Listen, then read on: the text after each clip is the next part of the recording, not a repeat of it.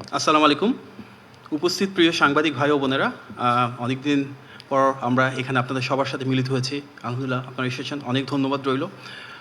আজকে আমাদের এই ভিন্নধর্মী অনেকটা মত বিনিময় করে আয়োজনে আমাদের সাথে উপস্থিত রয়েছেন আমাদের সরকারের অত্যন্ত গুরুত্বপূর্ণ ব্যক্তিবর্গ রয়েছেন। মাননীয় প্রধানমন্ত্রীর উপদেষ্টাবৃন্দ, যার মাঝে ৩ জন বিএনপি জাতীয় স্থায়ী কমিটির সম্মানিত সদস্য রয়েছেন, মাননীয় মন্ত্রীবৃন্দ, প্রতিমন্ত্রীবৃন্দ, মাননীয় প্রধানমন্ত্রীর বিশেষ সহকারীবৃন্দ, press secretary, additional press secretary সহ প্রেস টিমের সদস্যবৃন্দ।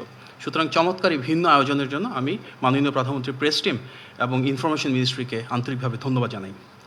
আমরা সবাই জানি 12ই ফেব্রুয়ারি ত্রয়োদশ জাতীয় সংসদ নির্বাচন অনুষ্ঠিত হয়েছিল। দীর্ঘদিন পর এমন একটি নির্বাচন যেখানে অবাধ, সুষ্ঠু এবং নিরপেক্ষ সেই নির্বাচনে জনগণের ক্ষমতায়ন সুনিশ্চিত হয়েছিল। রাষ্ট্র ব্যবস্থায় এমন একটি সরকার আসে যেটি সত্যি জনগণের প্রতিনিধিত্ব করে। সেই সরকার 17ই ফেব্রুয়ারি অর্থাৎ আজ থেকে ঠিক 6 মাস আগে শপথ গ্রহণ করে। আজকে আমাদের 180 দিন বা 6 মাস পূর্তি উপলক্ষে যে আয়োজন, সেটাই কিন্তু জনগণের প্রতিনিধিত্বমূলক যে সরকার ব্যবস্থা, যেখানে জবাবদিহিতা থাকবে, স্বচ্ছতা থাকবে, দায়বদ্ধতা থাকবে, সেটারই প্রতিফলন। আমরা এই 6 মাসে যেটা দেখেছি, সবচেয়ে বেশি চোখে পড়ার মতন যে জনগণের ভোটে নির্বাচিত সরকারের প্রতি জনগণের রয়েছে অভূতপূর্ব জনসমর্থন। কারণ 2014 সালের বিনা ভোটে নির্বাচন, 18 সালের নিশিরাতে নির্বাচন এবং 24 সালের ডামি ভোটে নির্বাচন পেরিয়ে এই প্রথমবারের মতনই জনগণ নিজেদের পছন্দের প্রার্থীকে, নিজেদের পছন্দের দলকে ভোট দিতে পেরেছে। আর সেই সরকারি রাষ্ট্র পরিচালনা এসেছে যার ক্ষমতার উৎস একমাত্র দেশের মানুষ। জনগণের আর বর্তমানে রাষ্ট্র পরিচালনায় থাকা দল বিএনপির একটি আবেগ, অনুভূতি এবং আকাঙ্ক্ষার যে সম্পর্ক রয়েছে, আমরা সেটা দেখেছি আমাদের বর্তমান মাননীয় প্রধানমন্ত্রী জনাব তারেক রহমানের ঐতিহাসিক স্বদেশ প্রত্যাবর্তনে, যখন জনগণের ঢল নেমেছিল। বিশ্ব ইতিহাসের সবচাইতে বড় সেই স্বদেশ প্রত্যাবর্তনের পর আমরা যখন আমাদের দেশনেত্রী বেগম খালেদা জিয়ার ইন্তেকাল হয়েছিল, তখন দেখেছিলাম ওনার জানাজাতে আরেকবার কীভাবে জনজোয়ার সৃষ্টি হয়েছে, সব শ্রেণী পেশার মানুষ নেমে এসেছিল। এই দলটির প্রতি, নেতৃত্বের প্রতি, আজকে যারা সরকারের দায়িত্বে রয়েছেন তাদের প্রতি জনগণের এই অফুরান ভালোবাসা আমরা দেখেছি নির্বাচনী প্রচারণায়ও, যেখানে মাননীয় প্রধানমন্ত্রী যেখানে গিয়েছিলেন দেশ জুড়ে সেখানে জনস্রোত নেমে এসেছিল। গত 6 মাসের অজস্র জনসম্পৃক্ত কর্মসূচিতে মাননীয় প্রধানমন্ত্রী দেশ জুড়ে যেখানেই গিয়েছেন ঠিক একইভাবে জনগণের ঢল নেমে এসেছে। জনগণের সে আস্থা এবং বিশ্বাসকে ধারণ করেই বর্তমানে আমাদের যে সরকার, সেটি বারবার জনগণের প্রতি, দেশের মানুষের প্রতি দায়িত্ব এবং দায়বদ্ধতা নিয়ে এগিয়ে চলেছে। সরকারের এই 6 মাসে সবচাইতে যেটা ডিফারেন্ট একটা বিষয় চোখে পড়ার মতন, সেটা হচ্ছে নির্বাচনী ইশতেহারকে ধারণ করে সেখানকার প্রতিটি প্রতিশ্রুতি বাস্তবায়নের জন্য অবিরত কাজ করে চলেছে। আমরা দেখেছি এই 6 মাসে সুদৃঢ় গণতান্ত্রিক মূল্যবোধ কিভাবে সরকারের প্রতিটি কার্যক্রমে অনুরণিত হয়েছে। আজকে যে সরকার, তার পেছনে একটা দীর্ঘ ইতিহাস রয়েছে। ফ্যাসিবাদ বিরোধী 1.5 দশকের সেই রক্তক্ষয়ী সংগ্রাম, যেখানে গুম, খুন, হামলা, মামলা, মানবাধিকার লঙ্ঘন পেরিয়ে বাংলাদেশের সকল গণতন্ত্রকামী রাজনৈতিক দল বিএনপির নেতৃত্বে রাজপথে ছিল। সেই রক্তক্ষয়ী সংগ্রামের ধারাবাহিকতায় আমরা দেখেছি প্রতিটি শ্রেণী এবং পেশার মানুষ এবং গণতন্ত্রকামী প্রতিটি রাজনৈতিক দল এক হয়ে জুলাই গণ অভ্যুত্থানে ফ্যাসিবাদের পতন ঘটিয়েছিল। সেই ধারাবাহিকতায় জনমানুষের যেই আকাঙ্ক্ষা, এমন একটি বাংলাদেশ প্রতিষ্ঠা করা যেখানে মানবাধিকার থাকবে, বাক স্বাধীনতা থাকবে, আইনের অনুশাসন থাকবে, আমরা ঠিক সেটিই দেখেছি সরকারের এই কার্যক্রমে। গত 6 মাসে বাক স্বাধীনতা, আইনের অনুশাসন এবং মানবাধিকারের ক্ষেত্রে আমরা সর্বোচ্চ মানদণ্ড স্থাপন দেখেছি, যেখানে একটি বারের জন্য কখনো কোনো রাজনৈতিক নিপীড়ন হয়নি। যেখানে আমরা দেখেছি সর্বোচ্চ বাক স্বাধীনতা, অনেক সময় সেটা সীমা লঙ্ঘন করেছে। আমরা দেখেছি কিভাবে উস্কানি দেওয়া হয়েছে, অশোভন আচরণ করা হয়েছে, কিন্তু তারপরও সরকারের সর্বোচ্চ ধৈর্য এবং সহনশীলতার মাধ্যমে ঠিক যেভাবে শহীদ প্রেসিডেন্ট জিয়া রহমান বহুদলীয় গণতন্ত্র এস্টাবলিশ করেছিলেন, সেটিকেই ধারণ করে এগিয়ে চলেছে জনগণের সরকার। আমরা দেখেছি অত্যন্ত প্রাণবন্ত এবং স্বতঃস্ফূর্ত সংসদ, যেখানে মাননীয় সংসদ সদস্যরা একে অপরের আলোচনা করেছেন, সমালোচনা করেছেন, যৌক্তিকভাবে বিভিন্ন বিষয় উপস্থাপন করেছেন। দেশের ইতিহাসে নজিরবিহীন যে সরকারের গঠনের পর সংসদের প্রথম অধিবেশনে শতাধিক অধ্যাদেশকে আইনে রূপান্তর করা হয়েছে জুলাই গণ অভ্যুত্থানের সে আকাঙ্ক্ষাকে ধারণ করে। সন্ত্রাস বিরোধী সংশোধিত যে অধ্যাদেশ, সেটিকে সংসদে আইনে রূপান্তরের মাধ্যমে সন্ত্রাসী একটি রাজনৈতিক সংগঠন যারা ফ্যাসিবাদ কায়েম করেছিল তাদেরকে প্রাতিষ্ঠানিকভাবে নিষিদ্ধ করা হয়েছে। গণতান্ত্রিক মূল্যবোধের বিকাশের জন্য শিক্ষার্থীদেরকে সংসদে উপস্থিত হওয়ার সুযোগ করে দেওয়া হয়েছে।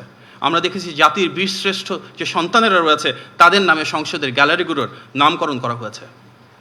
বিএনপির এই সরকারের ঐতিহ্য সেই সুমহান দর্শন বাংলাদেশি জাতীয়তাবাদ, এবং সেটিকে ধারণ করেই ভিন্ন মত, পথ, ধর্ম, বর্ণ, পাহাড়, সমতলের সক্ষম অক্ষম প্রতিটি মানুষকে এক কাতারে নিয়ে এসে আমাদের এই সরকার নিশ্চিত করেছে সকলের স্বাধীনতা, সকলের অধিকার এবং সকলের জন্য অন্তর্ভুক্তিমূলক উন্নয়ন, যার পাথেয় আমাদের সাম্য, মানবিক মর্যাদা এবং সামাজিক সুবিচার দেশের প্রতিটি নাগরিকের জন্য সুনিশ্চিত করা।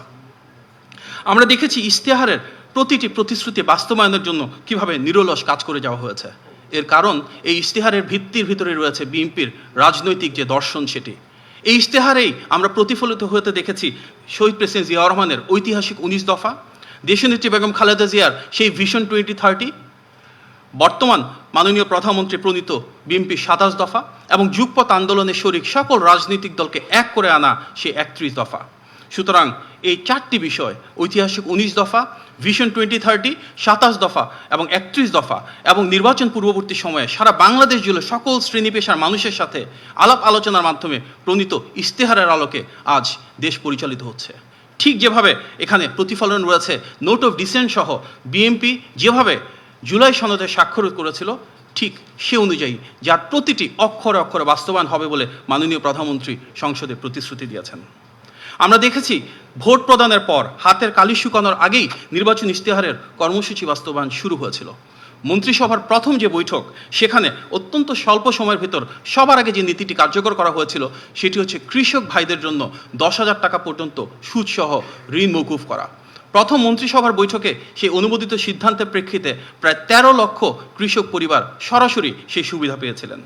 আমরা দেখেছি কৃষকদের ক্ষমতায়নের জন্য কৃষক কার্ড, নারীর ক্ষমতায়নের জন্য ফ্যামিলি কার্ড, প্রবাসীদের ক্ষমতায়নের জন্য প্রবাসী কার্ড, দেশ জুড়ে প্রতিটি জেলা পর্যায়ে এমপ্লয়মেন্ট এক্সচেঞ্জ চালুর উদ্যোগ। আমরা দেখেছি ইমাম, মুয়াজ্জিন, পুরোহিত, যাজক এবং বৌদ্ধ অধ্যক্ষদের জন্য সম্মানী প্রদান, এবং দেশ জুড়ে শহীদ প্রেসিডেন্ট জিয়াউর রহমানের সেই ঐতিহাসিক খাল খনন কর্মসূচি, বৃক্ষরোপণ কর্মসূচি তার প্রতিটা সরকার গঠনের পর দ্রুততম সময়ে বাস্তবায়ন শুরু হয়েছে। প্রাথমিকভাবে কোনোটা প্রি ট্রায়াল, কোনোটা ট্রায়াল, কোনোটা ফেজ 1, বাট প্রত্যেকটা ফ্ল্যাগশিপ বা সিগনেচার প্রোগ্রাম বাস্তবায়ন হয়েছে এবং এর মাধ্যমে গণমানুষের ভাগ্যের পরিবর্তন হওয়া শুরু করেছে। সরকার দায়িত্ব নেওয়ার পর আমরা দেখেছি একটা অভ্যন্তরীণ এবং বৈশ্বিক চ্যালেঞ্জিং সিচুয়েশন তৈরি হয়েছিল, কারণ 16 বছরের ফ্যাসিবাদ এমন একটা রাষ্ট্র কাঠামো রেখে গিয়েছিল যেটা সম্পূর্ণ ভেঙে গিয়েছে।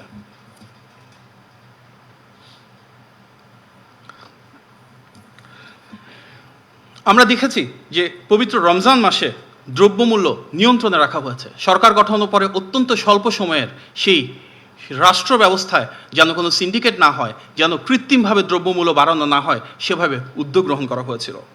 ঈদ উল ফিতর এবং ঈদ উল আজহাতে আমরা দেখেছি দীর্ঘকাল পর কোনো ধরনের শ্রমিক অসন্তোষ হয়নি, কারণ সরকারের দৃঢ় পদক্ষেপে শ্রমিক, মালিক, ট্রেড অ্যাসোসিয়েশন, বিজনেস অ্যাসোসিয়েশন সবাইকে এক করে হলিস্টিকভাবে নিশ্চিত করা হয়েছে প্রতিটা শ্রমিক যেন ওনাদের বেতন, বকেয়া এবং বোনাস বুঝে পান।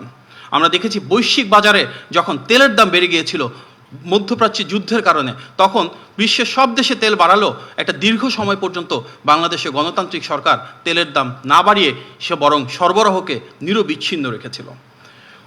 পবিত্র ঈদ উল আজহার সময় আমরা দেখেছি কোরবানির সময় কিভাবে পশুর ক্ষেত্রে বাংলাদেশ স্বয়ংসম্পূর্ণ হয়েছিল।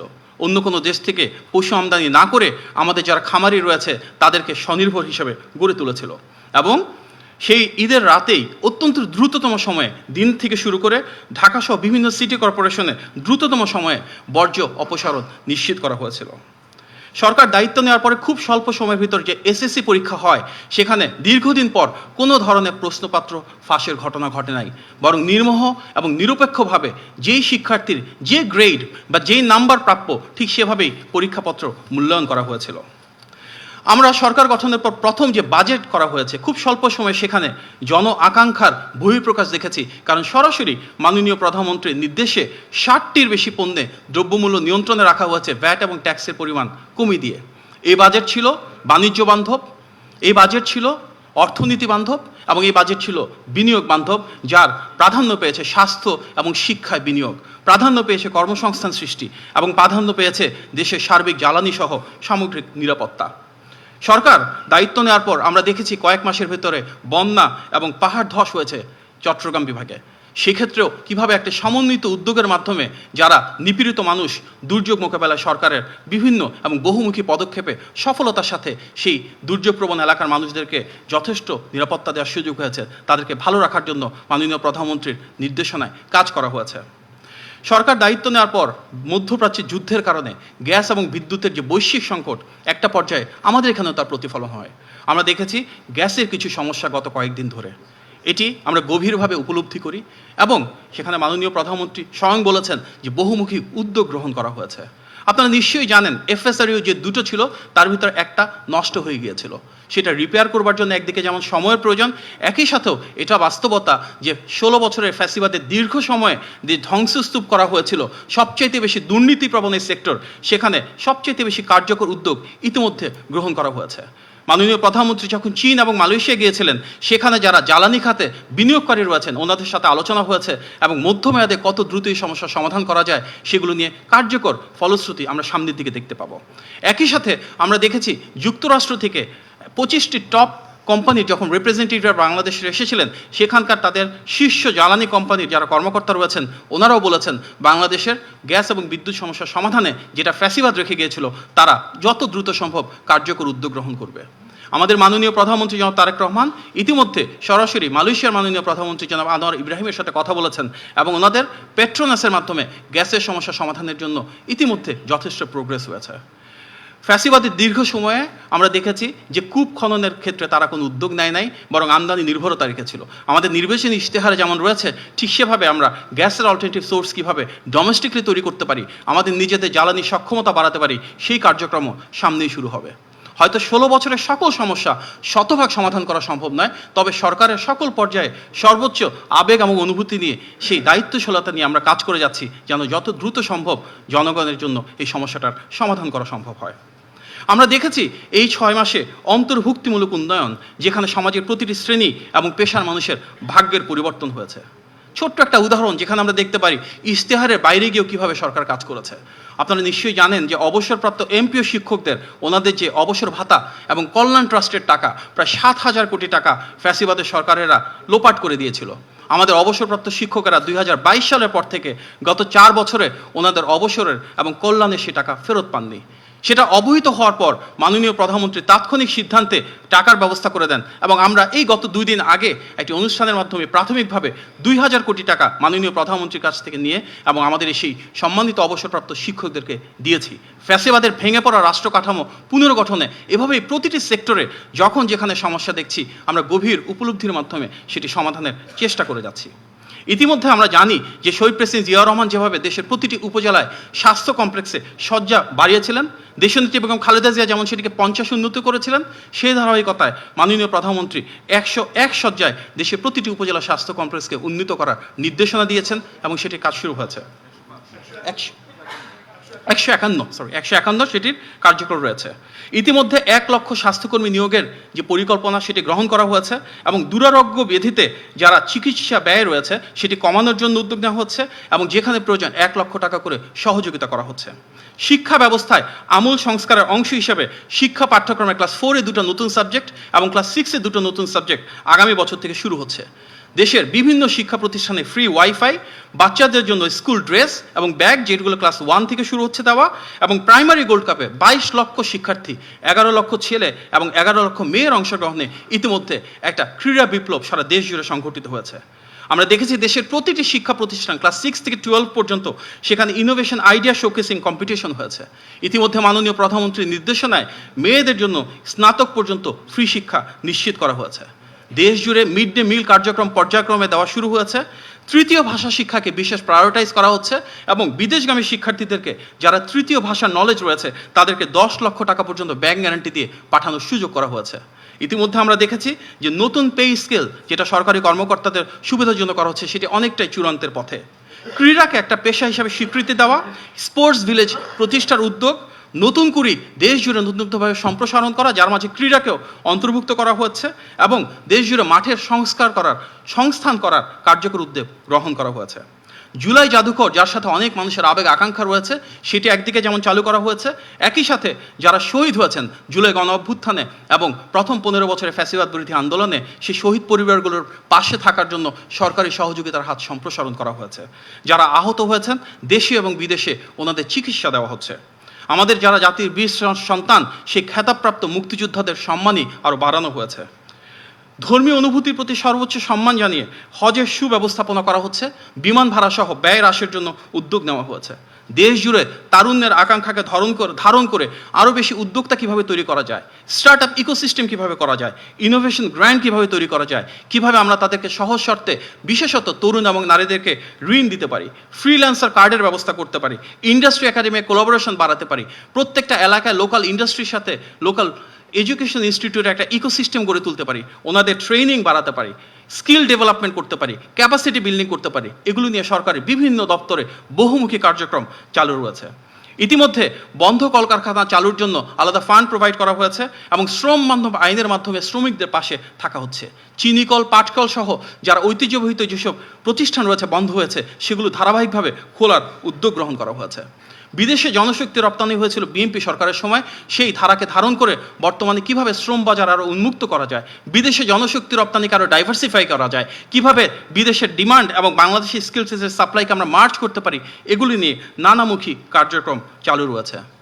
সরকার ভেঙে পড়া যে অর্থনৈতিক কাঠামো পেয়েছে, সেখানে প্রয়োজনীয় সংস্কারের কাজ ইতিমধ্যে ধরা হয়েছে, যার কারণে আমরা দেখেছি একটি জনবান্ধব বাজেট, যেখানে ব্যবসা বাণিজ্যের সুযোগ বৃদ্ধি করা হয়েছে, যেখানে প্রয়োজন কর হ্রাস করা হয়েছে, আমানতকারীদের সুরক্ষা দেওয়া হয়েছে এবং বন্ডেড ওয়ারহাউস সুবিধা 100% এক্সপোর্ট ওরিয়েন্টেড প্রতিটি ইন্ডাস্ট্রির ক্ষেত্রে বাড়ানো হয়েছে। লাইসেন্সিং রিনিউয়ালকে সহজতর করা হয়েছে। এমন একটি রাষ্ট্র ব্যবস্থা যেখানে উৎপাদনমুখী উদ্যোগ বহুমুখী হয়েছে। মাননীয় প্রধানমন্ত্রীর নেতৃত্বে যেসব ইন্ডাস্ট্রির ক্ষেত্রে লোকাল সক্ষমতা রয়েছে, সেখানে র ম্যাটেরিয়ালের ইম্পোর্টের প্রাইস কমানো হয়েছে এবং ফাইনাল প্রোডাক্টের ইম্পোর্ট প্রাইস বাড়ানো হয়েছে, যার মূল উদ্দেশ্য আমাদের অভ্যন্তরে যেসব জায়গাতে প্রোডাকশন করতে পারবো, ম্যানুফ্যাকচার করতে পারবো, সেই প্রোডাক্টগুলোর জন্য সক্ষমতা আরও বাড়ে। আমরা দেখেছি প্রবাসীদের নির্বাচিত এই সরকারের প্রতি যে তীব্র আকর্ষণ রয়েছে, যে তীব্র আস্থা রয়েছে, তার কারণে ইতিহাসে সর্বোচ্চ রেমিটেন্স এসেছে। জুলাইয়ে আমাদের গত মাসে দেখেছি 8 মাসের ভিতরে সর্বনিম্ন মূল্যস্ফীতি ছিল এবং রিজার্ভও ব্যাপকভাবে বৃদ্ধি পেয়েছে। আমরা সেই নীতিমালা গ্রহণ করেছি যেখানে শহীদ প্রেসিডেন্ট জিয়াউর রহমান এবং দেশনেত্রী এবং খালেদা জিয়ার মতন করেই ব্যাপকভাবে privatisation, public private partnership, SME loan এবং স্টার্ট আপ ফান্ডিংয়ে মনোনিবেশ করা হয়েছে। মানি লন্ডারিংয়ের মাধ্যমে ফ্যাসিবাদের সময় বিদেশে যে টাকা পাচার হয়ে গিয়েছিল, সেগুলো ফেরত আনার জন্য বিশ্বের বিভিন্ন দেশের সাথে দ্বিপাক্ষিকভাবে নানা প্রক্রিয়ায় ইতিবাচক প্রোগ্রেস হয়েছে। আমরা দেখেছি যুক্তরাষ্ট্রের প্রথম সারির 25টি শীর্ষ ব্যবসা প্রতিষ্ঠানের শীর্ষ 50 জন কর্মকর্তা এসেছেন এবং আলোচনা করেছেন কিভাবে বাংলাদেশে বিনিয়োগ আরও বাড়ানো যায়। একই সাথে মালয়েশিয়া এবং চীনে যখন মাননীয় প্রধানমন্ত্রী গিয়েছিলেন, সেখানেও কিন্তু সেখানকার বিনিয়োগকারীরা অনেক আস্থা রেখেছিল, কারণ তারা জানেন নির্বাচিত এই সরকারের যে পলিসি কন্টিনিউটি রয়েছে, আমাদের যে ডেমোগ্রাফিক ডিভিডেন্ড রয়েছে, যাদেরকে সরকারের বিভিন্ন পলিসির মাধ্যমে আমরা আরও দক্ষ এবং যোগ্য তরুণ জনশক্তি তৈরি করতে পারবো এবং ইকোনমির প্রোগ্রেসের মাধ্যমে আমাদের যে এক্সপান্ডিং কনজিউমার মার্কেট রয়েছে, এগুলোর কারণে বিদেশি বিনিয়োগ আসার একটা অপার সম্ভাবনা খুলে গিয়েছে। ইতিমধ্যে সরকার ব্যবসাকে সহজ করবার জন্য, বিদেশি বিনিয়োগ আসার জন্য প্রফিট রিপ্যাট্রিয়েশনের যে অ্যামাউন্ট, সেটাকে অনেকটুকু বেরিয়ে দিয়েছে। বাংলাদেশ ব্যাংক এই বিষয়ে ইতিমধ্যে পলিসি সাপোর্ট এবং ফিসকাল পলিসি অ্যাডাপ্ট করেছে। বিনিয়োগ বান্ধব নীতিমালার পাশাপাশি বিভিন্ন ইকোনমিক জোন এবং ইপিজেড তৈরি করা হচ্ছে। বিশেষভাবে আনোয়ারা এবং মংলাতে আমরা দেখছি সেখানে বিভিন্ন ব্যবসা বান্ধব কীভাবে ইকোনমিক জোন তৈরি করা হয়েছে এবং বিশ্বের বিভিন্ন দেশের ব্যবসায়ীদের অনুরোধে বিভিন্ন বন্দরগুলো যেন 24 ঘন্টা চালু থাকে, সে বিষয়ে উদ্যোগ নেওয়া হয়েছে। এনবিআরে প্রয়োজনীয় রিফর্ম করা হচ্ছে। ভ্যাট এবং ট্যাক্সের স্প্রেডটা কীভাবে বাড়বে, এগুলো নিয়ে কার্যকর নীতিমালা আমরা আমাদের প্রথম বাজেটে দেখেছি। নির্বাচিত সরকার দায়িত্ব নেওয়ার পরে ভেঙে পড়া অর্থনৈতিক কাঠামোর মতন ঠিক একইভাবে আইন শৃঙ্খলা পরিস্থিতিতেও একটা নাজুক অবস্থা পেয়েছিল, কিন্তু সেখান থেকে আমরা দেখেছি প্রথমবারের মতো উত্তরণের মাধ্যমে এমন একটি রাষ্ট্র ব্যবস্থা যেখানে ফ্যাসিবাদের 16 বছরের ধারাবাহিকতা সম্পূর্ণ ভেঙে দিয়ে রাজনৈতিক হয়রানিমুক্ত সেবাধর্মী পুলিশ এবং প্রশাসন তৈরি করা হয়েছে। আজকে এমন একটি অবস্থা আমরা পেয়েছি যেখানে পুলিশ প্রশাসন এবং আইন শৃঙ্খলা বাহিনীর কাছে মানুষ আস্থা খুঁজে পাচ্ছেন, যখন কোনো সমস্যা নিয়ে যাচ্ছেন সেখানে সমাধান পাচ্ছেন। তারপরও বিভিন্ন অপশক্তির যে ষড়যন্ত্র এবং অস্থিতিশীলতা তৈরির উদ্যোগ আমরা দেখছি, তার বিরুদ্ধে আইনশৃঙ্খলা বাহিনী এবং গোয়েন্দা সংস্থার কার্যকরিতা এবং সজাগ রয়েছে। আমরা দেখেছি চট্টগ্রামের জঙ্গল সলিমপুর দীর্ঘদিন ধরে যেটা ছিল সন্ত্রাসীদের অভয়ারণ্য, সেটাকে কীভাবে মুক্ত করে দেওয়া হয়েছে সাধারণ মানুষের জন্য। দেশে বিভিন্ন অপরাধ সংগঠনের ক্ষেত্রে নারী এবং শিশুদের হত্যা বা ধর্ষণের প্রতিটি ক্ষেত্রে আমরা দেখেছি সরকারের কঠোর অবস্থান, এবং ইতিহাসের দ্রুততম সময়ে অনেকগুলো ক্ষেত্রে আমরা রায় ঘোষণা দেখেছি, নতুন নজির। তনু এবং শহীদ ওসমান হাদি হত্যাকাণ্ডের দৃশ্যমান অগ্রগতি এবং দীর্ঘদিনে ঝুলে থাকা সেই গ্রেফতার কার্যক্রম এগিয়ে গিয়েছে। শহীদ প্রেসিডেন্ট জিয়াউর রহমানের হত্যার আসামিকে বহু বছর পরে গ্রেফতার করা হয়েছে।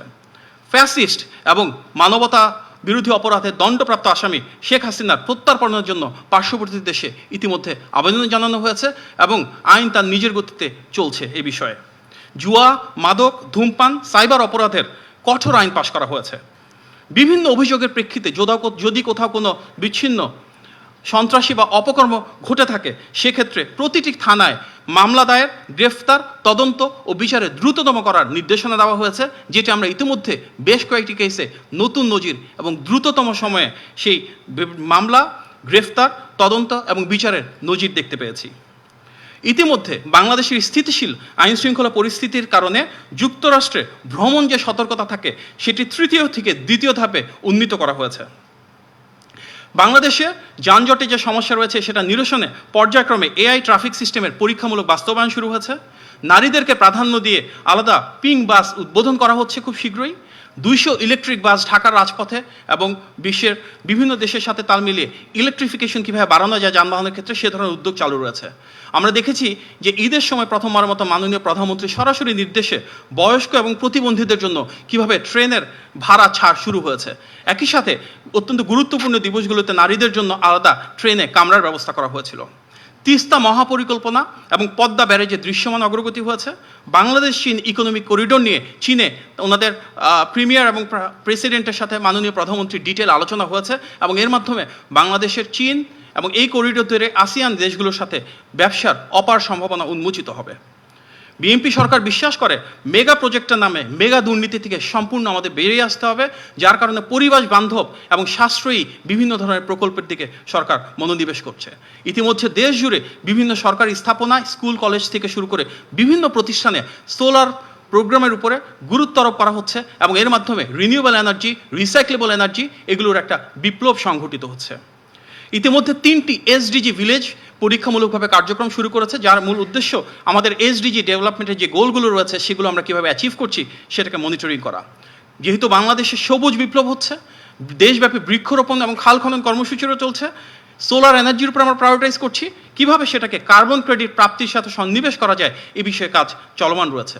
ওয়ার্ল্ড ইকোনমিক ফোরামে যখন মাননীয় প্রধানমন্ত্রী গিয়েছেন, সেখানে বিশ্বের বিভিন্ন দেশের রাষ্ট্রপ্রধান, সরকার প্রধান এবং গুরুত্বপূর্ণ অংশীদারেরা ওনার বাংলাদেশের ক্লাইমেট রেজিলিয়েন্স এবং এনভায়রনমেন্ট বা পরিবেশ ও জলবায়ু সংক্রান্ত যে পলিসিগুলো রয়েছে সেটির ভূয়সী প্রশংসা করেছেন। বিএনপি নির্বাচিত সরকার বিশ্বাস করে আমাদের রাষ্ট্র পরিচালনার মূল মন্ত্র সবার আগে বাংলাদেশ। আমরা এমন একটি বাংলাদেশ গড়ে তুলতে চাই যেখানে বিশ্বের প্রতিটি দেশের সাথে দ্বিপাক্ষিক এবং বহুপাক্ষিক সম্পর্কের ভিত্তি হবে সমতা, ন্যায্যতা এবং মর্যাদা। যার কারণেই ভারসাম্যপূর্ণ সেই পররাষ্ট্রনীতির মাধ্যমে আমরা পিপল টু পিপল টাইজ গড়ে তুলতে চাই।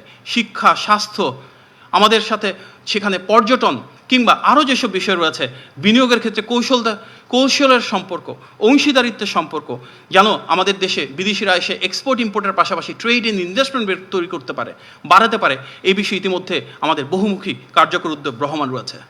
বাংলাদেশের মাননীয় প্রধানমন্ত্রী যখন প্রথমবার মতো মালয়েশিয়া এবং চীনে গিয়েছেন, আমরা দেখেছি একজন নির্বাচিত সরকার প্রধান যখন জনগণের আবেগ আকাঙ্ক্ষাকে ধারণ করেন, বিশ্ব মানচিত্রে কীভাবে বাংলাদেশের পতাকাকে উনি আরও সামনের দিকে অবারিত প্রসারিত করেন। যে সম্মাননা তিনি পেয়েছেন, যে ভালোবাসা এবং উষ্ণ অভিনন্দন তিনি পেয়েছেন, সেটি বাংলাদেশি হিসেবে আমাদেরকে গৌরবান্বিত করেছে। এবং আমরা দেখেছি সেটি একটি ধারাবাহিকতার বহিঃপ্রকাশ, যেভাবে জাতিসংঘের সাধারণ পরিষদে বাংলাদেশ সভাপতি নির্বাচিত হয়েছে, বিশ্ব মানচিত্রে বাংলাদেশের অবস্থান আরও বেশি গৌরবান্বিত হয়েছে। আমাদের এই নির্বাচিত সরকারের সময় নতজন পররাষ্ট্রনীতির অবসান হয়েছে। আমরা স্বাধীন, সার্বভৌম, মর্যাদাবান রাষ্ট্র হিসেবে কিভাবে এগিয়ে চলেছি তার একটা বহিঃপ্রকাশ আমরা দেখেছি যখন কিছুদিন আগে সরকারের পক্ষ থেকে একটি বিশেষ কারণে জোরালো ভাষায় ক্ষুব্ধ প্রতিবাদ করা হয়েছে। কারণ আমরা বিশ্বাস করি বাংলাদেশের অভ্যন্তরীণ বিষয়ে কারো কোনো হস্তক্ষেপের ক্ষমতা নাই। জনগণের ক্ষমতায় তো রাজনৈতিক দল যেহেতু আজকে রাষ্ট্র পরিচালনা রয়েছে, জনগণের আকাঙ্ক্ষা এবং অভিপ্রায়ের উপর ভিত্তি করে সবার আগে বাংলাদেশ নীতিকে ধারণ করেই সামনের দিকে এগিয়ে যাবে এই বাংলাদেশ। মাননীয় প্রধানমন্ত্রী জনাব তারেক রহমান ইতিমধ্যে ভিআইপি সংস্কৃতি সম্পূর্ণ ভেঙে দিয়ে সাধারণ মানুষের মতো করে সাধারণ মানুষের কাতারে নেমে এসেছেন। আমরা দেখেছি উনি বারবার তৃণমূলে ছুটে যাচ্ছেন, কোদাল হাতে খাল খননে নেমে যাচ্ছেন, স্কুলের বাচ্চা ছেলে মেয়েদেরকে কোলে তুলে নিচ্ছেন। আমরা দেখেছি ওনার কি মিতব্যয়ী জীবন আচার। সামগ্রিকভাবে এই প্রথম আমরা দীর্ঘদিন পর এমন একটি সরকার পেয়েছি যাকে জনগণ তাদের আবেগ এবং আকাঙ্ক্ষা দিয়ে, অনুভূতি নিয়ে ধারণ করে। 16 বছরের ফ্যাসিবাদ পরবর্তী ধ্বংসস্তূপের মাঝে যে বাংলাদেশকে আমরা নতুনভাবে গড়ে তুলছি, সেখানে হয়তো 6 মাসে সকল সমস্যার শতভাগ সফলতা বা শতভাগ সমাধান করা একটু দুরূহ। তবে একটা বিষয় বলার অপেক্ষা রাখে না, প্রতিটি ক্ষেত্রে মাননীয় প্রধানমন্ত্রীর নেতৃত্বে নির্বাচিত, জবাবদিহিমূলক এবং স্বচ্ছ রাষ্ট্র ব্যবস্থায় এই সরকারের রয়েছে সর্বোচ্চ দায়বদ্ধতা, রয়েছে সর্বোচ্চ দায়িত্বশীলতা। আমরা সবাই মিলে কাঁধে কাঁধ মিলিয়ে গণতান্ত্রিক সে আকাঙ্ক্ষাকে ধারণ করেই একটি সমৃদ্ধ, স্বনির্ভর, মানবিক, নিরাপদ, মেধাভিত্তিক এবং কল্যাণমুখী বাংলাদেশ গড়ে তুলব ইনশাল্লাহ। জনগণের ভোটে নির্বাচিত এই সরকারের ক্ষমতার উৎস জনগণ, অনুপ্রেরণার উৎস জনগণ এবং এই সরকার জনগণেরই সরকার। আপনি সবাইকে ধন্যবাদ। আসসালামু আলাইকুম।